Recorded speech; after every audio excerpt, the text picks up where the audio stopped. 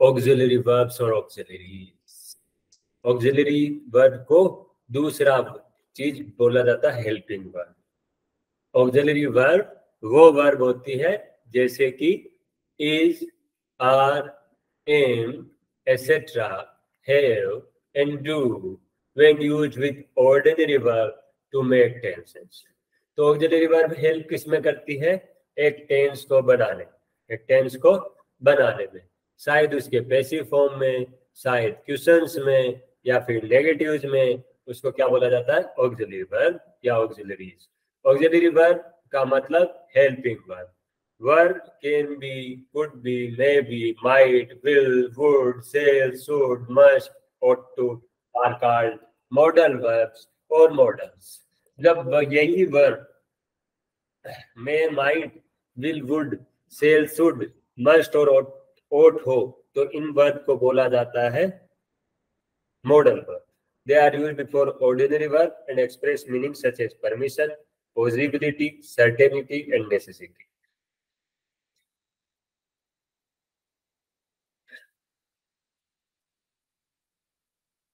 तो उसके लिए permission, possibility,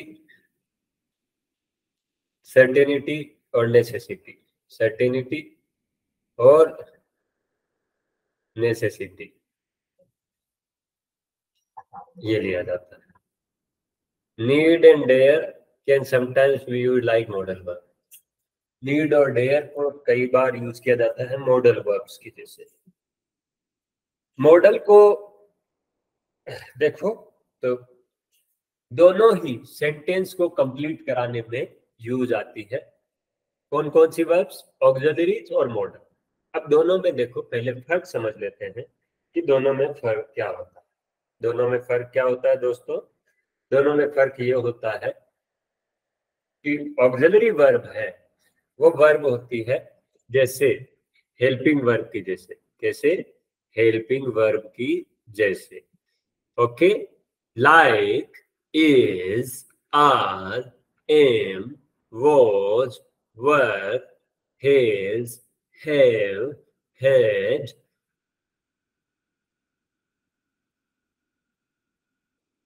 do, does, did, had, ये सारी क्या है? Helping verb. सारी क्या है? Helping verb.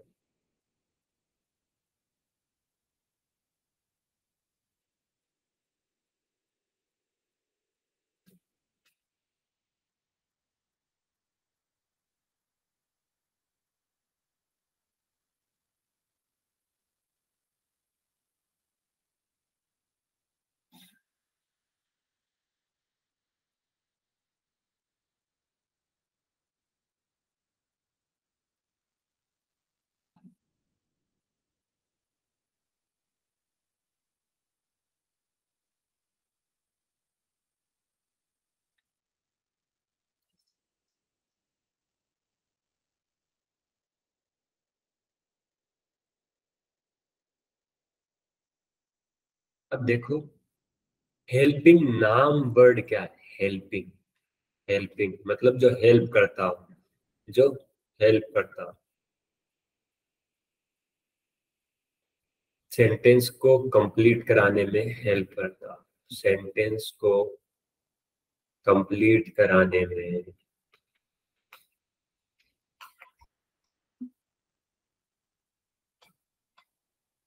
हेल्प करता हो। That is known as helping verb।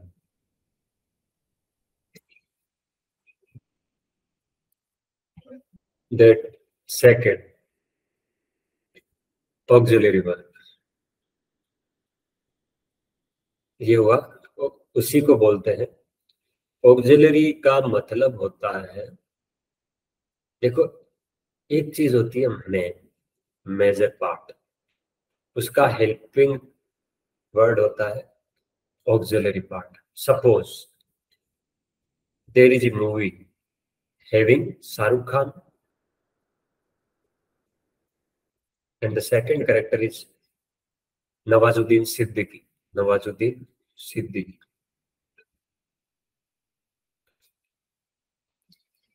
So who would be the main lead character? That would be Shahrukh Khan. कौन होगा? शाहरुख खान होगा. और सेकंड कैरेक्टर कौन होगा? नवाजुद्दीन सिद्दीकी. तो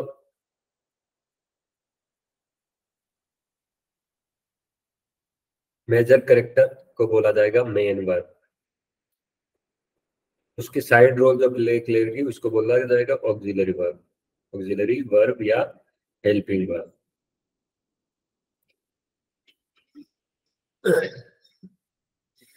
अब मॉडल वर्ब्स को भी ऑक्सिलरी वर्ब में ही गिना जाता है, मतलब हेल्पिंग में. क्यों? क्योंकि वो भी सेंटेंस को कंप्लीट होने में पार्ट लेती है. जैसे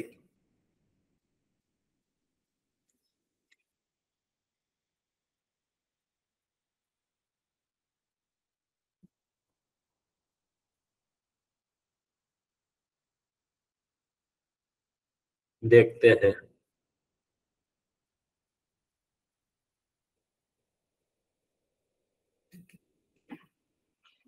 कि कोई सेंटेंस है.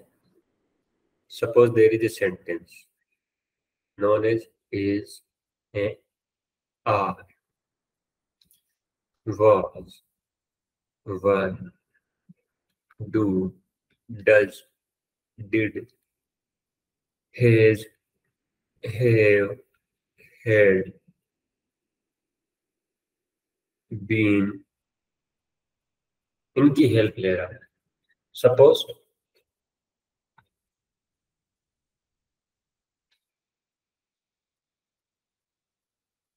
Writing a letter. अब यहाँ पे he is writing a letter.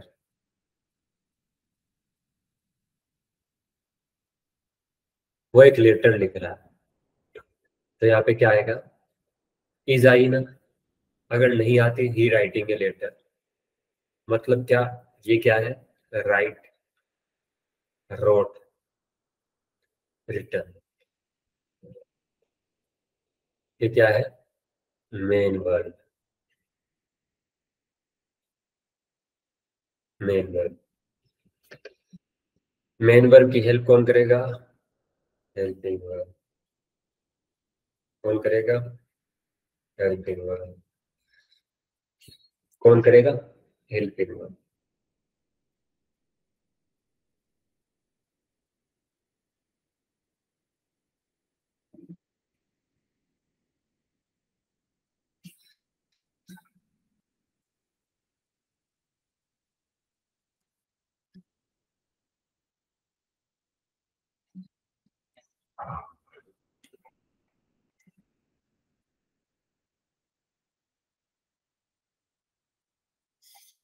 कि models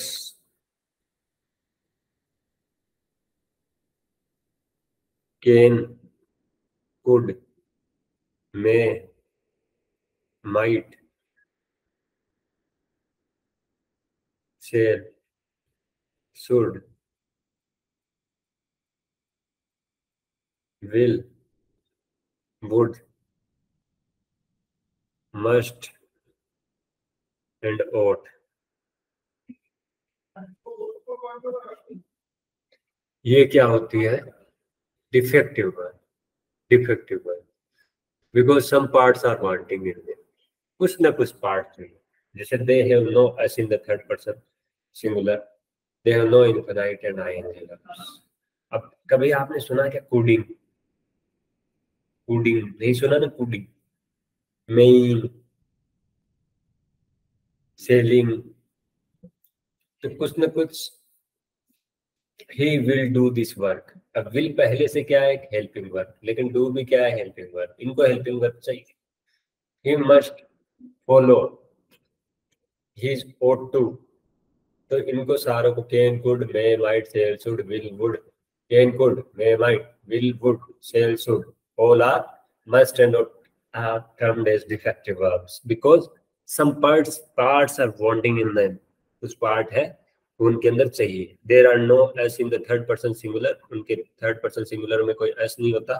They have no infinite and ing forms. The auxiliary be is used, like auxiliary be का कैसे use होता है?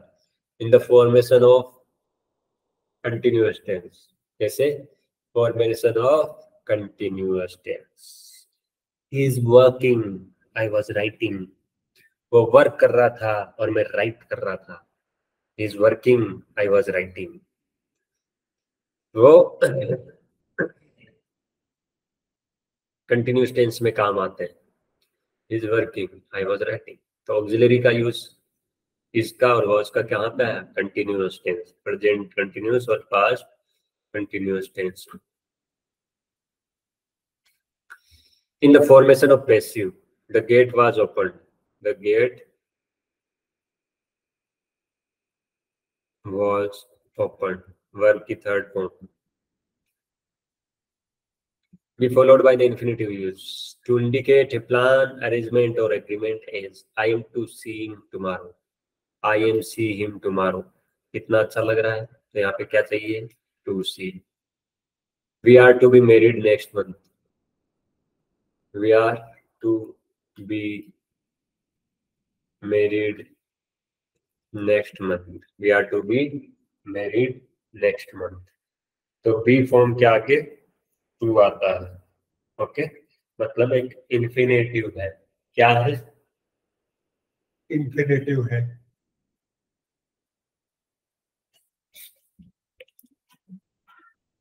To denote a command.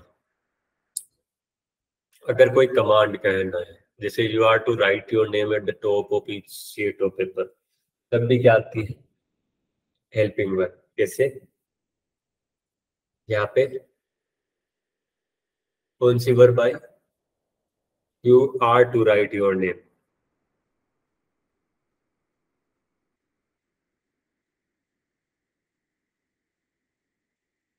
You are to write your name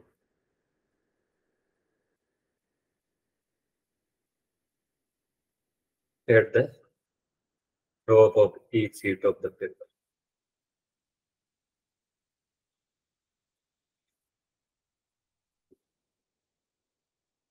Mother says you are to go to market at once.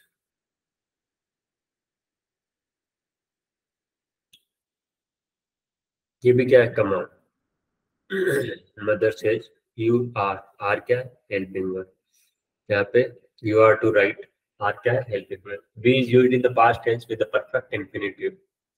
B को use किया जाता है as a past tense with the perfect infinitive. जैसे they were to have been married. अब यहाँ पे perfect है इसलिए बीन आया. तो बी की फॉर्म कैसे यूज हुई? Be was been, that was made but not carried out. देर, अगर कई बार कोई चीज करने की कोशिश की जाती है बट होती नहीं है, तो उस वहां पे क्या आता है? बीन. कि they were to have been married last month but had to postpone the marriage until June. समझ लो कोविड आ गया, they have to postpone the marriage.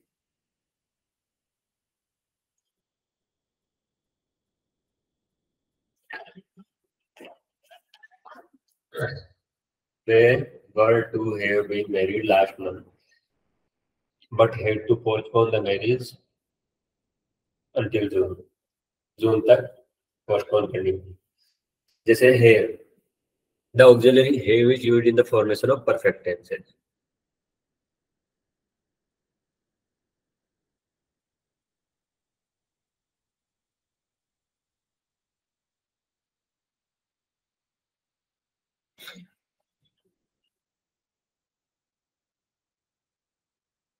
The auxiliary have is used in the formation of the perfect tenses. जैसे he has worked, he has been working.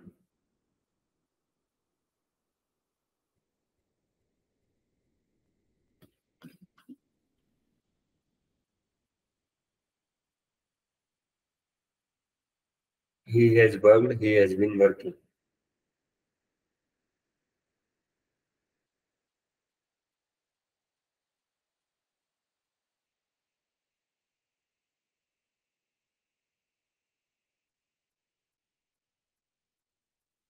Have to is used with the infinitive to indicate obligation.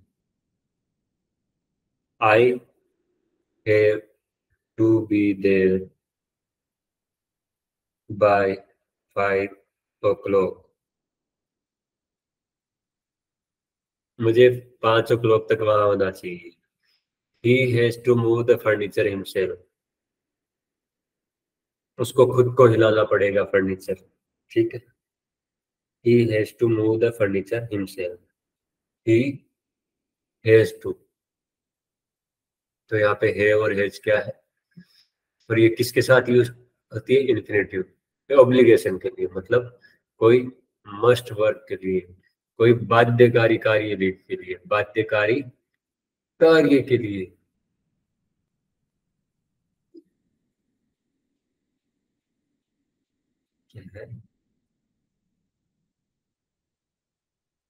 I have to be there by 5 o'clock. He has to move the furniture himself.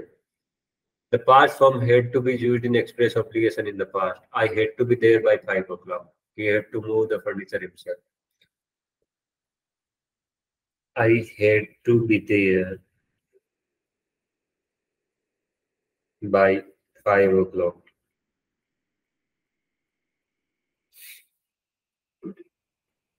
He had to move the furniture himself.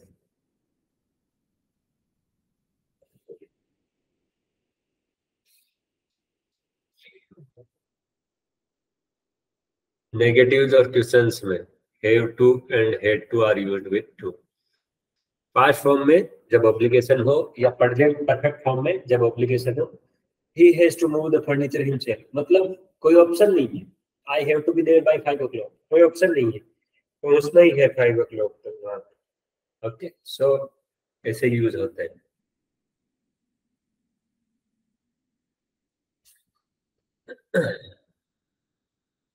Negatives में और questions में have to और had to का use किया जाता है. जैसे they have to गो, कि उनको जाना होगा, उनको जाना ही होगा. They don't have to go, do they have to go. ठीक है.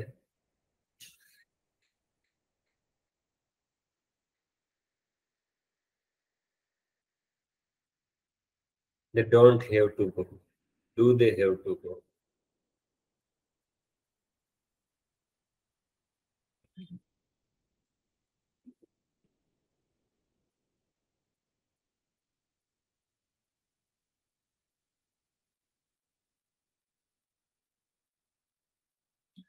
He has to go, he doesn't have to go, does he have to go.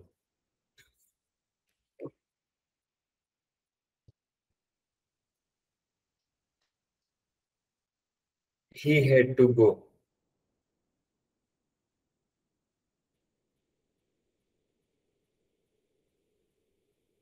he didn't have to go, did he have to go. Did he have to go.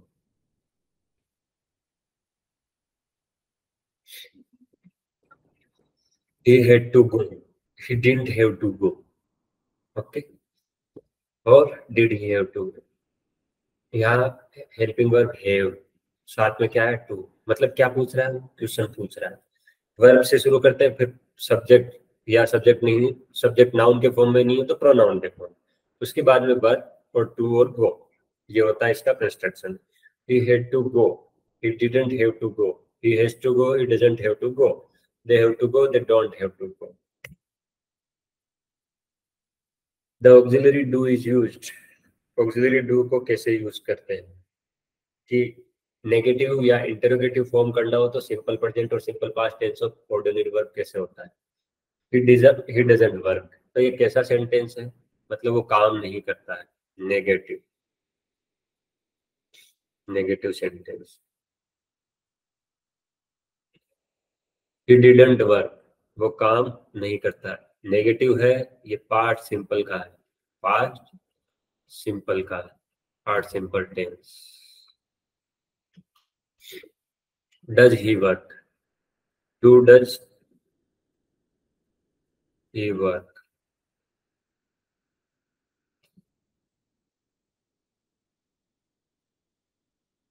Did he work.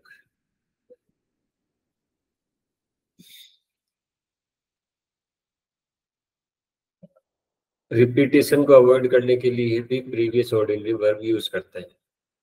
जैसे do you know him, yes I do, yes I do, yes I know him, ऐसे जरूरत नहीं। तो इस verb की मतलब model, इस main verb की रिपीटेशन को रोकने के लिए सिंपली हम ऑक्सिलरी वर्ब का यूज कर लेते हैं। She sings well, yes she does, you met him. Met क्या है? मीट से बनी second form.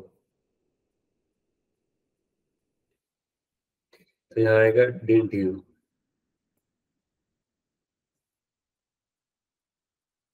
He eats fish and so do you.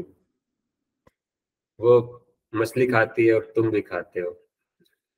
He eats fish and so do you, तुम भी खाते हो। डू को यूज किया जाएगा emphasise the affirmative nature of statement. You do look pale, कि जब एफर्मेटिव होता है पॉजिटिव सेंटेंस। कौन सा सेंटेंस? Positive sentence. जैसे यू डू लुक पेल, तुम पीले पड़ गए हो। पेल मीन्स सिक, बीमार पड़ जाना, पीले पड़ जाना। I told him not to go but he did go, मैंने बोला था उसको कि नहीं जाना है, but then also he did go. मतलब क्या है कि इम्फेसाइज कर रहे हो एफर्मेटिव नेचर को, लेकिन कह क्या रहा है कि ऐसा होने के बाद में भी ऐसा हुआ नहीं। In the imperative to take the request और इनविटेशन मोर परजुएसिव। ठीक है, जब आप कोई धमकी भरा सेंटेंस देते हो, ठीक, इनविटेशन दे रहे हो, डू बी क्वाइट, चुप रहो, oh do come, oh do come, it's going to be such fun, अरे यार आना ही है आपको, तो तब भी डू को काम में लेते हैं। अब यहाँ पे डू हटा के oh come it's going to be such fun, oh do come, do be quiet. Keep quiet की जगह डू बी क्वाइट भी यूज ले सकते हैं। Can could may might, can ability को एक्सप्रेस करता है। I can swim across the river, मैं उस रिवर के वहां पार जा सकता हूँ, तो वहां पे क्या आएगा? Can. He can work with this son, he can work this son. देखो पहले वाली उसकी एबिलिटी बता रही, दूसरी वाली आई कैन वर्क उसकी एबिलिटी बता रही। Can you lift this box, ये उसकी कैपेसिटी बता रही। तो एबिलिटी और कैपेसिटी के लिए मॉडल वर्ब कैन काम में आती है, और ये जस्ट सब्जेक्ट के बाद में या फिर एज ए सब्जेक्ट खुद बन के एक सेंटेंस में आती है। कैन और मे को यूज किया जा सकता है परमिशन के लिए। मे इज रादर फॉर्मल, मे एक फॉर्मल है। You can go now, you can go now. अब देखो दूसरा, कैन और मे। कैन स्ट्रॉन्ग पॉसिबिलिटी के लिए आती है, मे वीक पॉसिबिलिटी के लिए आती है।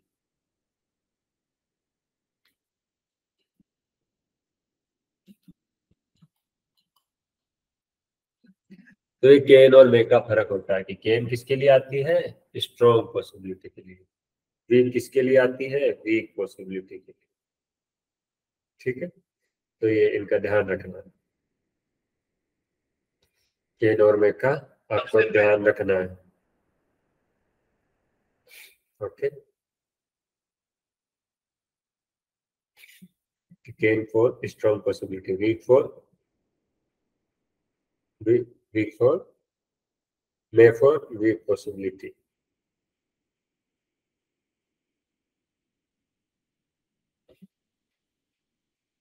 तो हमें ये ध्यान रखना है।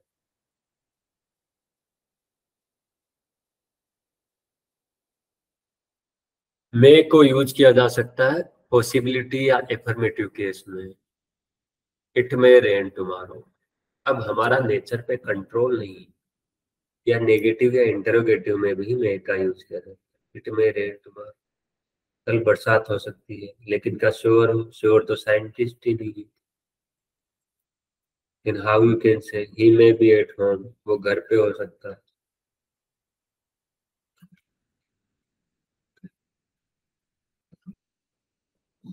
कैन दिस बी ट्रू, तो ये ट्रू हो सकता है। कैन दिस बी ट्रू, या ट्रू हो सकता है। It can not be true, it can not be true. Compare it may not be true, it may not be true, cannot denotes impossibility, while may not denotes improbability. It cannot be true with it may not be. Cannot denotes impossibility, while may not denotes improbability. ठीक है, अगर cannot लगा दिया तो मतलब हो ही नहीं सकता। It may not improbable, कि ये उस प्रायिकता नहीं है। ठीक है, फॉर्मल इंग्लिश में हम मे को यूज कर सकते हैं ऐसे, may you live happily and long, तुम बहुत साल जियो और लंबे जियो। अब अपने कंट्रोल में है नहीं किसी को जीना और मारना। When we used to say may you live happily and long, okay, that's the reason why we use may success attend you, may success attend you, attend you।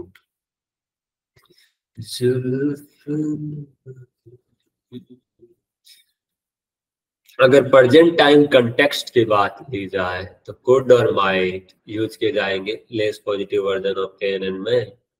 I could attend the party, less positive, more hesitant than I can attend the party. ठीक, more, I can attend the party की जगह I could attend the party. तो could का मतलब वो थोड़ा negative है, can थोड़ा पॉजिटिव।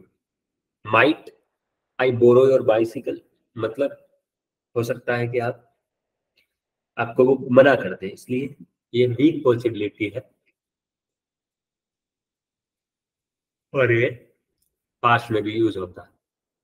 ठीक है, इट माइट रेन टुमारो, तो लेस पॉजिटिव है इट मे से। तो ऐसे में सोच लेना मे का माइट पास्ट हो गया, बट जरूर ये लेस पॉजिटिव है कि कल बरसात होगी। May be there is a possibility, अगर मे होता तो मतलब फिर भी थोड़ी बहुत वीक पॉसिबिलिटी है।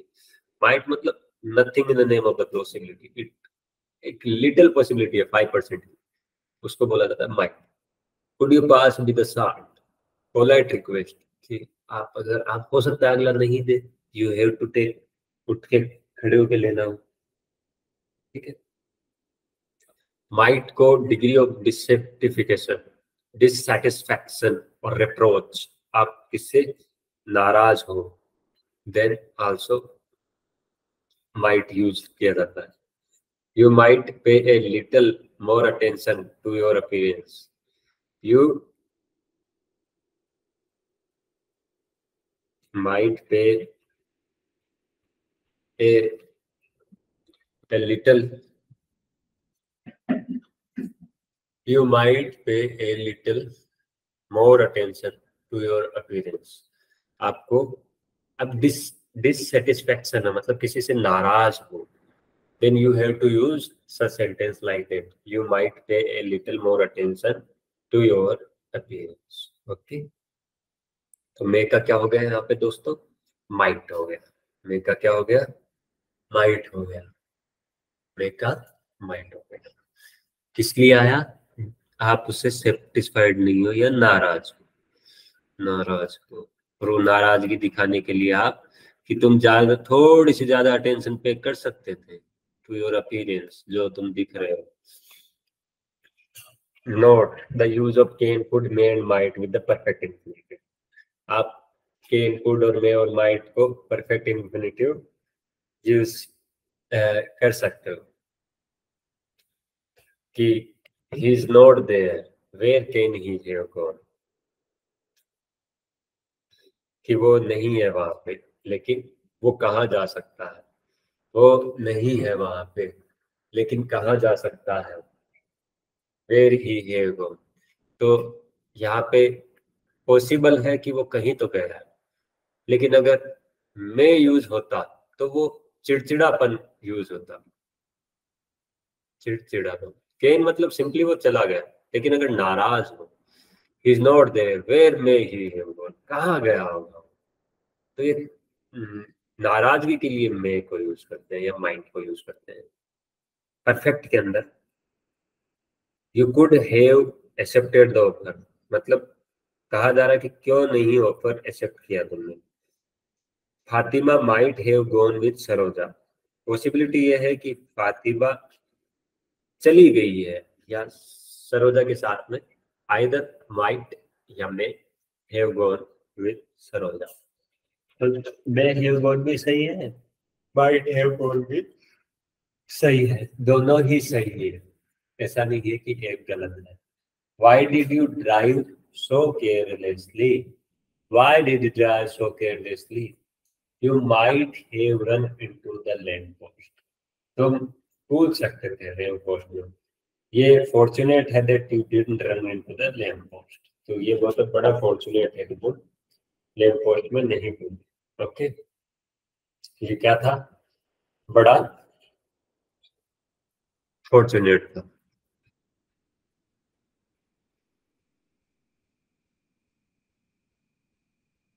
बच गया, मतलब नेगेटिव सेंटेंस। तो सेल शुड और विल वुड को पढ़ेंगे हम कि इन चारों में क्या फर्क होता है। सेल, शुड, विल और वुड। सेल और शुड और विल और वुड, इन चारों में दोस्तों क्या फर्क होता है। जैसे सेल यूज किया जाता है फर्स्ट पर्सन में, विल यूज होता है सार फ्यूचर के अंदर। Today I shall is less common and that I will is less.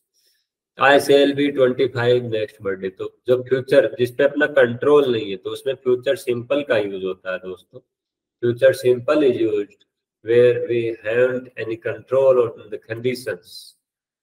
If you don't have any control on conditions, then future simple is used. Like I shall will be 25 next birthday. अगले birthday में मैं 25 हो जाएगा, वो चाहकर भी इस as को रोक नहीं सकता। We will need the money on 15, ये कंडीशन है, 15 को मनी चाहिए ही। When shall we see you again, कब देखेंगे, फ्यूचर कंडीशन। ठीक है। टुमारो विल बी संडे, कल संडे होगा। Not out of, not in our control, कि नहीं संडे नहीं आएगा, मंडे ही आएगा कल परसों।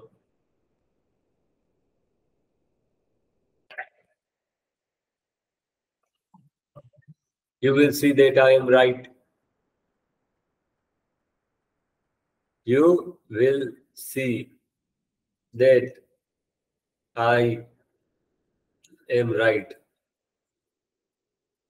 तुम देखोगे कि मैं सही हूँ। प्रेजेंट इंग्लिश में however there is grounding tendency to will in all persons. अब ये चलन बड़ा है प्रेजेंट इंग्लिश में कि सारी जगह विल का ही यूज हो रहा है, बट कंपटीशन एग्जाम अभी भी आई और वी के साथ सेल का यूज करवाता है साल, अदर जगह पे विल का यूज करवाता है। किसका? विल का।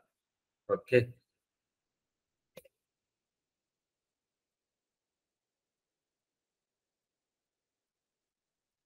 सेल को कई बार यूज किया जाता है सेकंड और थर्ड पर्सन में। शेल को कई बार यूज किया जाता है सेकंड और थर्ड पर्सन में टू एक्सप्रेस ए कमांड। कब? जब हम कमांड बताते हैं। He shall not enter my house again, वो नहीं एंटर करेगा। He shall not enter my house again. तो ये किस लिए काम में हुआ? कमांड में, सेकंड और थर्ड पर्सन। अब सेकंड पर्सन कौन था यहाँ पे? थर्ड पर्सन था यहाँ पे, he. You shall have a holiday tomorrow, you shall have a holiday tomorrow. You कौन है? सेकंड पर्सन, इसलिए क्या यूज आएगा? You shall have a holiday tomorrow.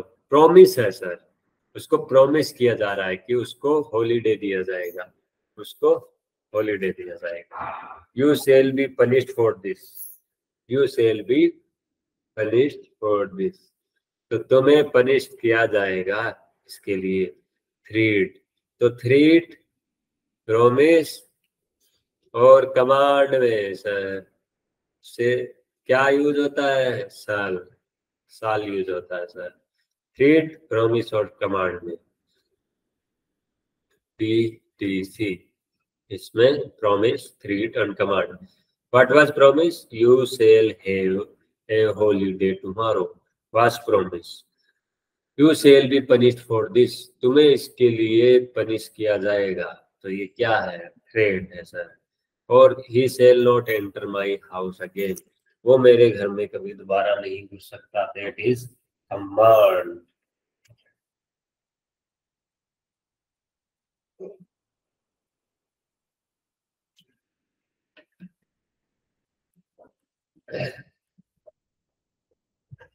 दोस्तों ये ध्यान रखना, ये सेल ओल्ड फैशन हो गया है, फॉर्मली मॉडर्न इंग्लिश में इसको अवॉइड किया जाता है। जैसे क्वेश्चन विद सेल और आई कई बार पूछ लिए जाते हैं कि shall I open the door, do you want me to open it, कि क्या मैं दरवाजा खोलूं। Which pen shall I buy, तो ये आजकल ऑब्सोलीट हो गया है, मतलब आउटडेटेड हो गया है, बट कभी भी आता है कई बार। वेयर सेल वी गो, कहाँ जाएंगे, व्हाट इज योर सजेशन, मतलब तुम बताओ कि हम कहाँ जाए, that is known as what is your suggestion. Next sentence, and that is will is used to express volition। जैसे volition मतलब इच्छा, डिटर्मिनेशन और एस्पिरेशन, और aspiration. I will carry your books, I will carry your books, मैं तुम्हारी books ले जाऊंगा। I will carry your books, I will try to do better next time, to do better next time, next time, मैं better करने की कोशिश करूंगा next time. क्या है ये? यहाँ विलिंग है, यहाँ प्रॉमिस है। आई विल सक्सीड और डाई इन द अटेम्प्ट, या तो मैं सफल हो जाऊंगा या मैं मर जाऊंगा। आई विल सक्सीड और डाई इन द अटेम्प्ट, या तो मैं सक्सीड हो जाऊंगा या फिर मर जाऊंगा अटेम्प्ट में। इन द लास्ट एग्जांपल वो विल इज स्ट्रॉन्ग और स्ट्रेस्ड, जो लास्ट है वहां पे विल क्या है? उस पे स्ट्रेस दिया गया है, मतलब डिटरमाइंड है सर वो, या तो मरेगा या सक्सीड हो जाएगा। आई विल सक्सीड और die in that is. Characteristics habit, he will talk about nothing but films. अब ये अगर किसी की बात आदत पड़ी हुई है ऐसे, तो हम बोलते हैं ना कि यार वो जब भी बैठता है फिल्मों के बारे में बात करता है, he will talk about nothing but films. She will sit for hours listening to the wireless, she will seat,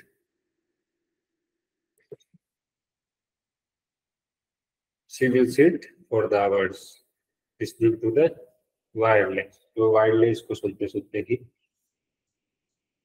सुनना उसको उसकी करेक्ट हैबिट है, और हैबिट हो तो ऐसे यूज होता है।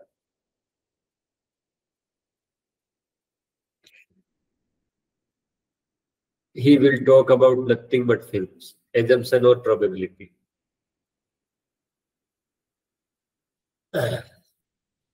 Assumption or probability. This will be the book you want, I suppose. ये वो बुक है जो मैं तो सपोज कर रहा है। That will be the postman, I think. Assumption or probability.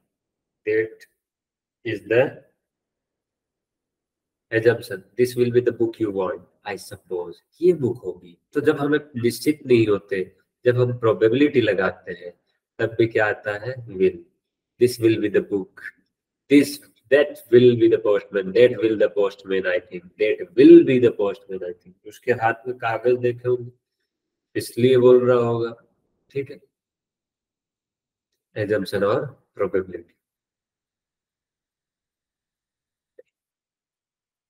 Will you?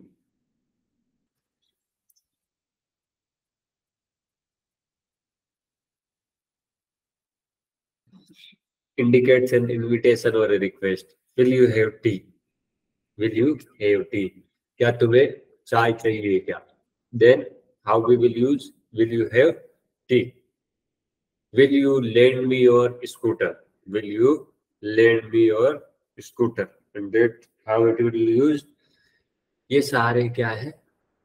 Invitation या एक रिक्वेस्ट है। Will you have T? क्या चाय पियोगे? Invitation it is. Will you lend me your scooter? It's a request. तो तब भी क्या यूज करेंगे? विल। वुड भी कर सकते हैं।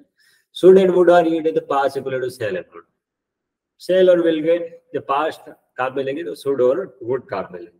क्या लेंगे?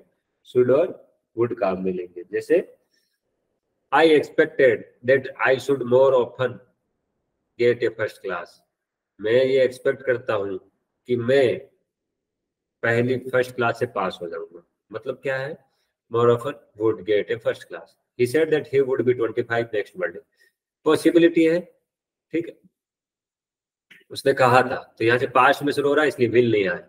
ही will B next 25 next birthday की जगह he would be next. She said she would carry my books. She said, उसने ये कहा कि उसने वो कैरी करेगी बुक्स को। Okay, she would sit for hours listening to the world. वो बैठेगी for hours listening to the wireless. Wireless को सुनते हैं। तो she should sit for the hours listening to the wireless. ऐसे बैठेंगे। She would sit for the hours listening to the wireless. Past habit. Should को use किया जाएगा सभी पर्सन्स के साथ टू एक्सप्रेस ड्यूटी और ऑब्लिगेशन। क्या? या तो ड्यूटी के लिए या ऑब्लिगेशन के लिए।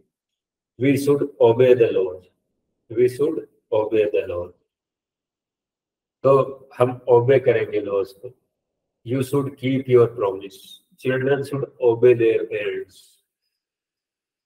Children should obey their parents. You should keep your promise. We should obey the laws.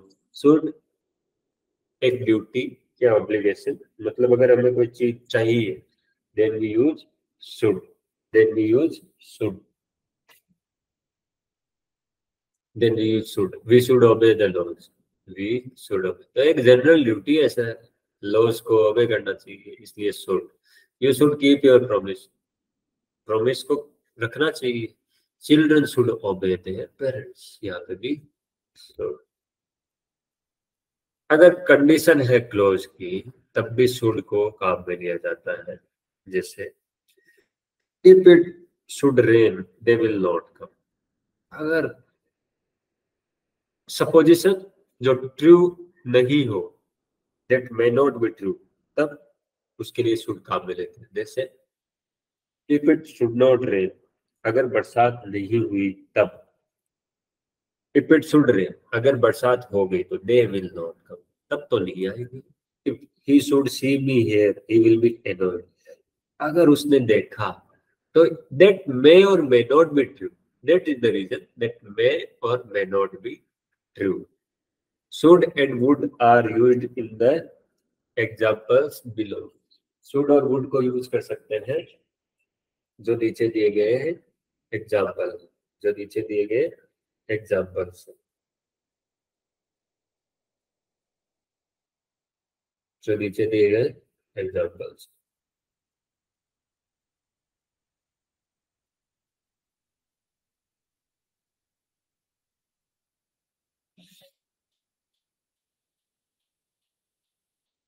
Should और वुड, जैसे I should like you to help her, तो शुड वुड पोलाइट फॉर्म होती है वांट की, ठीक है, फॉर्म ऑफ वांट में चाहिए तुम्हें। I should, you should like, I should like, I would like to help, both are correct. Would you lend me your scooter please, would is more polite than will you lend me हम अपने friend से बोल सकते हैं, would you lend मी समझ लो कोई unknown person है और हमें चाहिए उससे कुछ चीज, तो would you lend me more politer form of that will, you should have been more careful. Should plus perfect infinitive indicate करता है कि पास्ट ऑब्लिगेशन जो फुलफिल नहीं हुई, मतलब पुराने टाइम के लिए बोल रहा है कि तुम्हें यार ज्यादा केयरफुल ध्यान रहना चाहिए था। He should be in the library now, वो लाइब्रेरी में रहना चाहिए था। He should be in library now,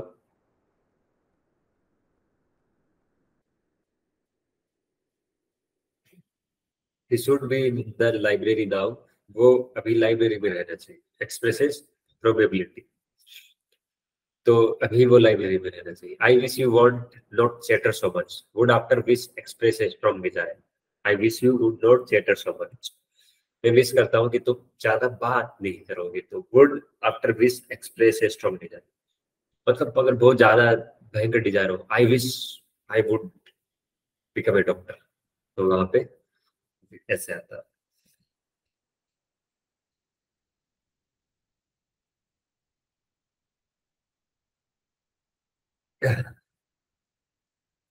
और मस्ट और ought to,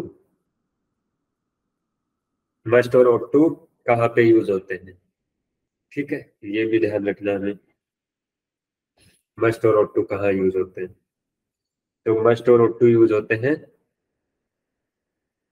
मस्ट और ought to यूज होते हैं, must is use to express necessity और ऑब्लिगेशन, मस्ट और ought, must is use to express necessity और obligation, that you must improve your spelling, तुम्हें अपनी जो जहाँ पे बाध्यता हो, कंपल्सन हो सर, वहां पे क्या यूज करते हैं, मस्ट और ought to, जहाँ पे कंपल्सन हो तो वहां पे मस्ट और ought to यूज करते हैं। You must improve your spelling, तुम्हें अपनी स्पेलिंग सुधारनी होगी, you must improve your spelling, improve your spelling. We must get up early, we must get up early, हमें अर्ली जागना होगा। Must refers to the present or the near future. To talk about the past, we use had to, the past form of the have to. Must has no past form. Yesterday we had to get up early. तो अगर must का past use करना तो must तो होता नहीं, तो हम must, yesterday we had to get up early, कल हम जल्दी जाग गए थे, ठीक है, तो ये क्या है, मस्ट, कल हम जल्दी जाग गए थे, तो ये है मस्ट। मस्ट को यूज किया जाता है जब ऑब्लिगेशन हो और स्पीकर से, तब मस्ट को यूज किया जाता है। जैसे मैं बोलूं कि जब आई must be on a diet, मतलब अभी मेरा आइडिया है और ये जरूरी है मेरे लिए, तो I must be on a diet, I must be on a diet, I have to be on a diet, मुझे डाइट पे होना चाहिए, ठीक है, तो doctor has told me to be on a diet, मुझे डॉक्टर ने बोला है कि मैं डाइट पे होना चाहिए। अब इन दोनों में फर्क क्या है, I must be on a diet मतलब मैं डाइट पे होना चाहिए, it's my wish, but when I have to be on a diet it's doctor's wish, means नीचे वालों में किसी और ने उसको कंसल्ट किया, बट ऊपर वाले में उसने खुद ने कंसल्ट किया उसको, ओके, दैट्स द रीजन कि ये यहाँ पे बस इतना ही।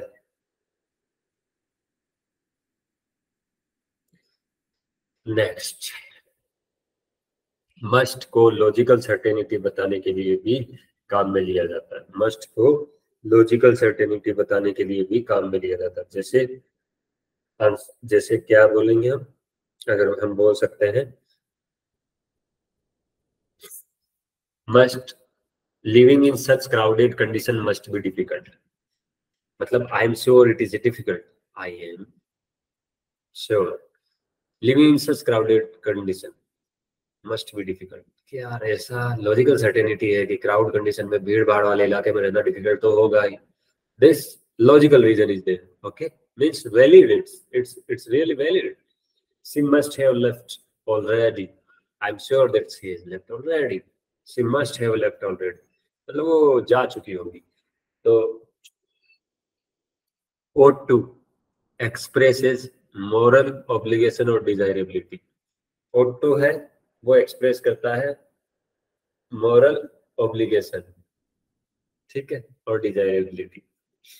We ought to love our neighbors, हम लव करते हैं अपने नेबर्स को। We ought to help him, हम हेल्प करने के लिए उसको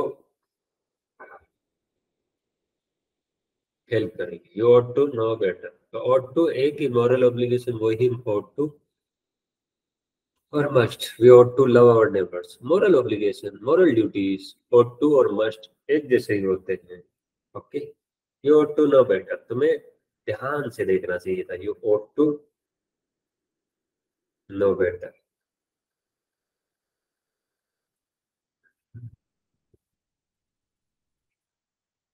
ought to can also be used to express probability, ठीक है। तो उसका prices ought to come down soon, prices कम हो गई। तो मतलब ये है कि प्रोबेबिलिटी है ऐसा होगा, ऐसा होगा। This book ought to be very careful, ये बुक वो डू बी वेरी यूजफुल। तो ये ऐसी प्रूव होगी कि रियल में यूजफुल हो। ऑक्सिलरी नीड डिनोटिंग नेसेसिटी और ऑब्लिगेशन, जैसे conjugated with do or without do।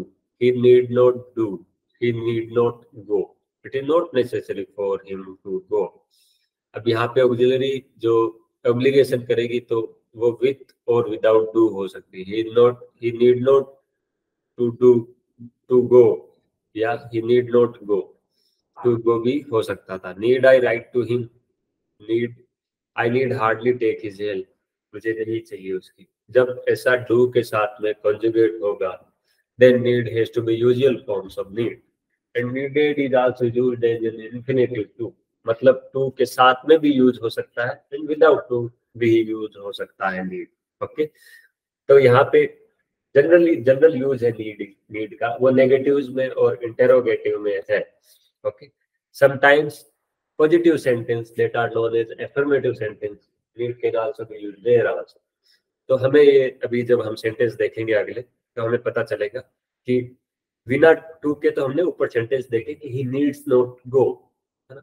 तो यहाँ पे टू गो आपको लगाने की जरूरत नहीं है। the sentence is right, yes it appears like it would take two, but there is no need of any such kind of the word to be used, to be inserted here। so there is a word, one needs to be careful, one needs to be careful। here means compulsion is there, one needs to be careful before what one says। जो कुछ कह रहा है उससे पहले उसको क्या होना पड़ेगा, केयरफुल होना पड़ेगा। So there is an utmost need that to must be used here।